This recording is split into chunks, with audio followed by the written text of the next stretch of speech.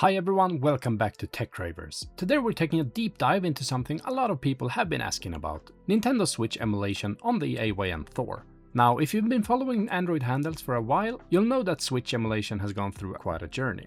Performance has improved dramatically over the last couple of months, but one of the biggest game changers hasn't actually been the hardware itself, it's been the software. More specifically, the GPU drivers. And that's exactly why the AYN Thor is such an interesting device right now. Powered by the Snapdragon 8 Gen 2, the Thor finally benefits from what I would call a mature ecosystem of drivers, tweaks and optimizations. The result? Games that were once inconsistent or difficult to run can now deliver a surprisingly smooth and enjoyable experience. In this video, I'll show you how to set everything up from scratch, including what I consider is the best emulator, the best GPU driver and a handful of settings that can make a massive difference to performance. I also go through some of my favorite tips, tricks and game-specific tweaks that can help eliminate stutters, improve frame rates and generally make the experience feel much more polished. You may notice that I've blurred or renamed a few things throughout the guide, that's simply to keep the focus on the educational side of the setup process, and hopefully everyone understands why that's necessary. So if you want to get the absolute best Switch emulation experience possible on your AYN Thor, let's get started.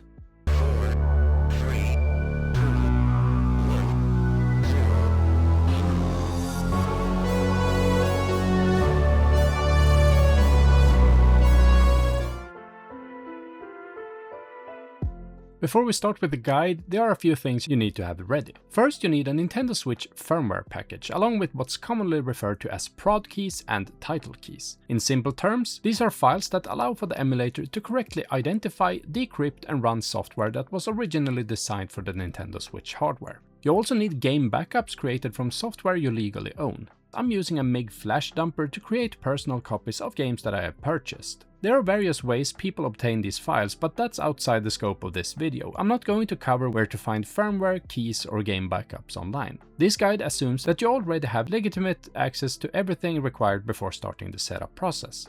So with that out of the way, let's move on to installing the emulator and getting everything configured on the AYN Thor. And for most users, I recommend installing Eden nightly. It's currently the version that receives the newest features and latest fixes, and in my testing has delivered some of the best overall compatibility and performance on Snapdragon powered handhelds. So on your AYN Thor, open the link in the video description and download the latest available Eden nightly build. For most people, you simply want the standard APK version.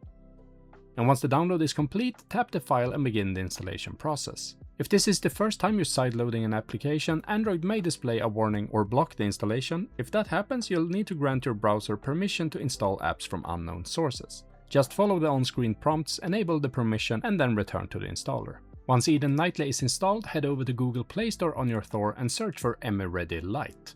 If you're not familiar with it, EmuReady is a community-driven database that collects compatibility reports, performance settings, driver recommendations and game-specific tweaks from users across a wide range of devices. In practice, that means that you don't have to spend hours experimenting with every setting yourself. Instead, you can benefit from configurations that other users have already tested and verified on hardware similar to yours. The app allows you to search for individual games, check how well they perform, see which graphic drivers people are using, and find recommended emulator settings that often can save you a lot of trial and error. Of course, results can vary depending on the device, driver version, and emulator build you're using, but as a starting point, EmuReady is one of the most useful resources available for Android emulation enthusiasts. And I recommend creating a filter that matches the exact setup you're using. In this case, I'm interested in Nintendo Switch games running on AYN Thor using the Eden emulator, so that's exactly what I'm going to filter for. This gives me reports and recommendations from users running hardware and software that's close as possible to my own setup.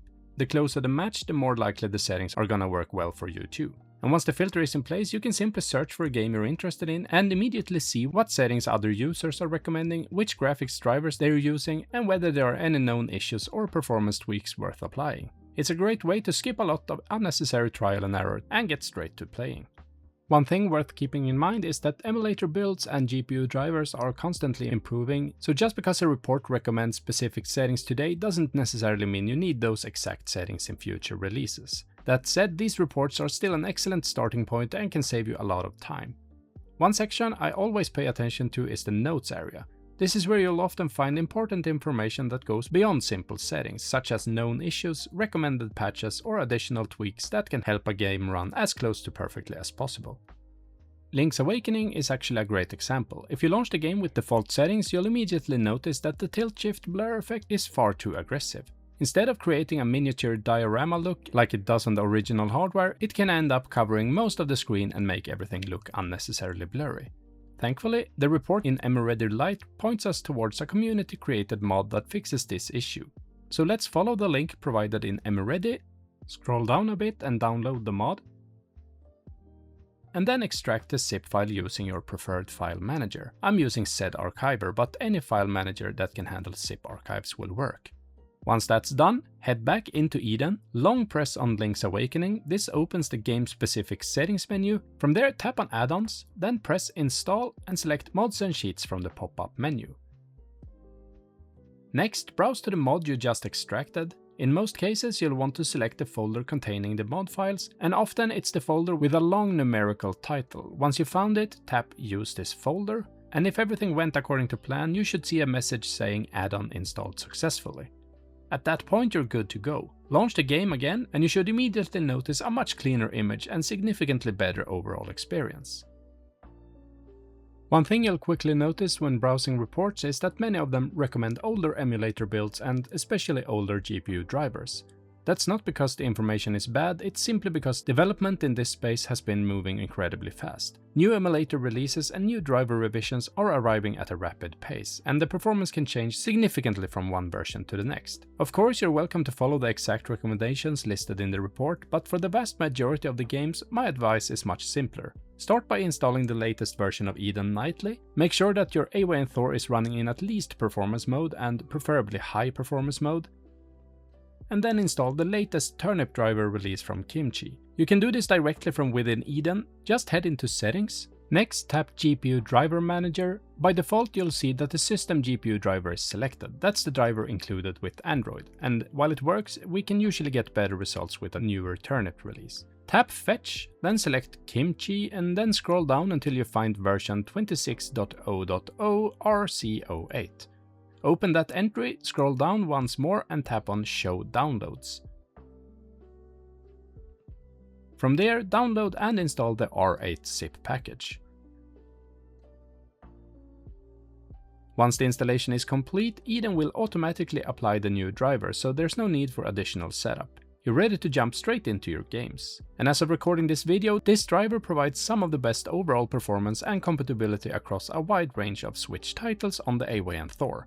Of course, things move fast in the emulation scene, and what's best today may not be what's best next month, but right now this is the driver I'd recommend most people start with.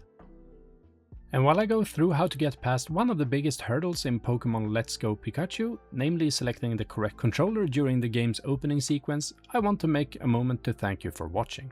I hope you found this guide helpful, and if you did, I'd really appreciate if you could leave a like on the video. And if you're feeling generous, feel free to drop a comment down below as well. I read every single comment that comes in, and I do my best to reply whenever I can. If there's one thing I'd like you to take away from this video, it's the value of using EmuReady. The emulation scene moves incredibly fast, and having access to up-to-date compatibility reports, recommended settings, driver suggestions, and game-specific tweaks can save you a huge amount of time and frustration. Whether you're playing on your AYN Thor or any other handheld entirely, it's one of the best resources available for getting your favorite games running as smoothly as possible. Thanks again for watching, and I'll see you in the next one.